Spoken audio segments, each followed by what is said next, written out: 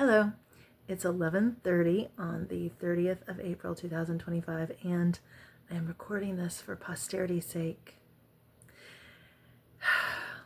I have an appointment to get my tooth extracted right there, and I am conflicted. So I'll probably go to the appointment, ask a bunch of questions. I've watched a lot of YouTube videos, and then we'll actually see, because what I'd like to do is actually keep a calendar and write down on the calendar when I had pain, when I didn't have pain, because I really don't want to get the tooth removed. I really would like to try to save it. It doesn't seem like they, meaning the dental school, is willing to try to save it though. So we'll see. Anyway, it's a little bit disappointing. Where's my hair? Oh, there's my hair. Right there. Yeah, a little bit disappointing. Can you see whitewater rafting, 1991? That was so much fun. Colorado River, Arkansas River. Yeah.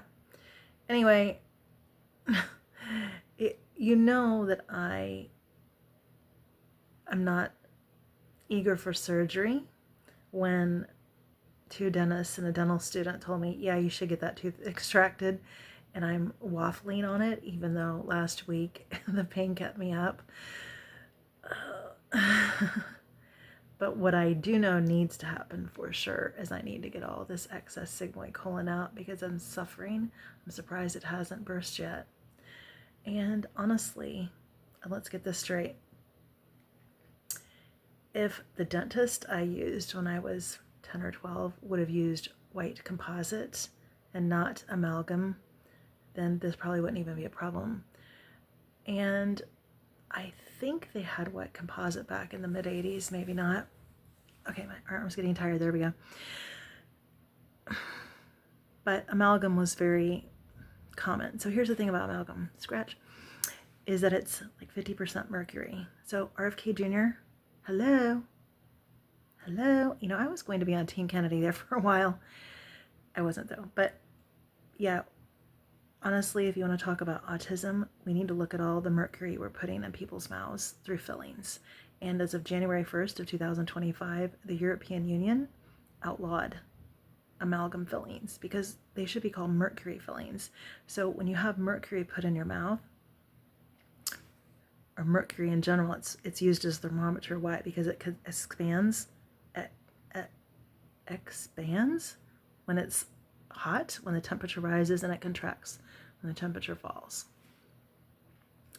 And so also the amalgam filling doesn't bond to the tooth like white composite. It's a mechanical hold. So they have to cut out a lot more healthy tooth to put that amalgam filling in, and then it expands and contracts, so there are leaks that form and the bacteria can get under there. So you need more and more tooth cut out. And then eventually you have to get it capped, and then eventually maybe root canal, eventually extracted. Now I did learn something at the dental school, and that is that between a filling and a root canal, there's another procedure they can use. You know, the regular dentist never told me this, and here's another thing. I've learned that, well, I've learned from experience that regular dentists like to act like they're orthodontists. I went to a few different dentists maybe 8 years ago, just, I don't know why. They were advertising something, and they all acted like I had the worst teeth, the most crooked teeth in the whole world, and that they needed to help me and give me Invisalign or do this or that. And later I thought, if my teeth are that bad, they should be sending me to an orthodontist, right? And also, there's an endodontist. They usually do the root canals, but I've never actually had a dentist refer me to an endodontist. Maybe they didn't think I needed a root canal, but looking at the back part of my 5-tooth back, yeah, I would have probably liked to do that versus just get it extracted. So we'll see. I don't know if I'm going to post this because I guess this is part of my medical journey. I'm still suffering 4.5 years later in the pelvis from what the VA did to me. Their aggressive, unnecessary, blind DNC. I mean, I just can't even tell you what it's been like to go from playing tennis 1 to 2 hours a day and biking 7 miles almost every day and running even in my 50s, to I stair walk, which is something, but not being able to do much and have all the organs drop. It's heinous what a lot of the medical community does for people, and they deserve all the distrust they get from patients who don't accept their recommendations blindly. So we'll see. I don't even know if I'm going to post this. Sorry, I ramble. This is completely unscripted. And I probably should script it, but I don't think there are that many people watching. Hi, Rick. I know you're probably watching.